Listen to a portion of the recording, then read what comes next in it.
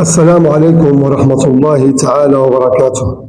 مع اقتراب شهر رمضان تبدأ الاستعدادات، لكن اللافت أن كثيرا منها ينحرف عن جوهر الشهر المبارك.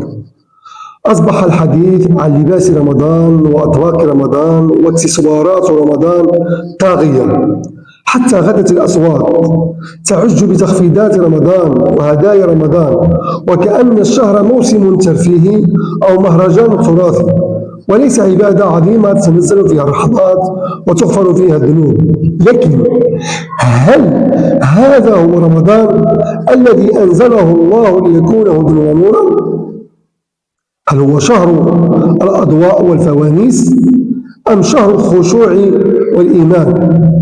رمضان عبادة لا عادة.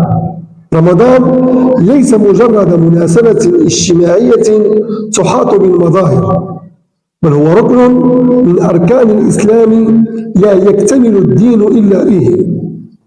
الصيام لم يكن يوما جزءا من التراث الشعبي، بل هو عبادة تهذب النفس وتزكي الروح وتقرب العبد من ربه.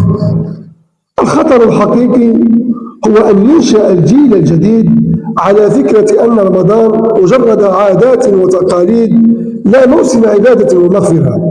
نحن اليوم أمام مسؤولية عظيمة، فبدلا من أن ننشغل بتحضيرات الأسواق وزينة المنازل،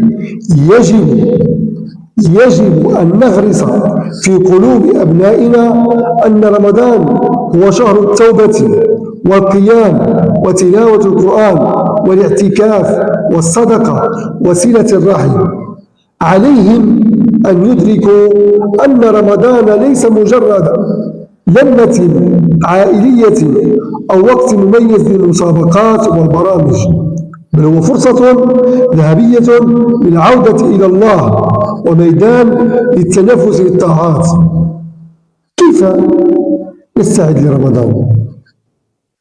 تهيئة القلب بالتوبة الصادقة والتخطيط لموسم مليء بالطاعات، وضع أهداف عبادية، ختم القرآن والمداومة على قيام الليل، المحافظة على الأذكار، تعليم الأبناء جوهر رمضان، أن الصيام ليس فقط من الطعام، بل عن المعاصي والذنوب وعن كل ما يبعد القلب عن الله.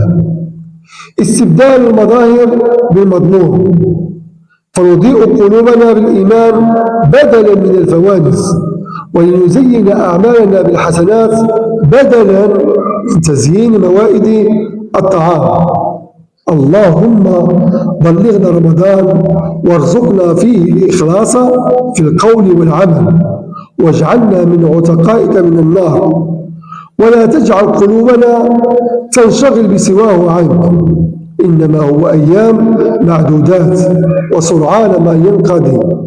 فهنيئا لمن اغتنمه، وخسارة لمن جعله موسما للترف والتسلية. قال الله عز وجل: ذلك ومن يعظم شعائر الله فإنها من تقوى القلوب. صدق الله العظيم، والسلام عليكم ورحمة الله تعالى وبركاته.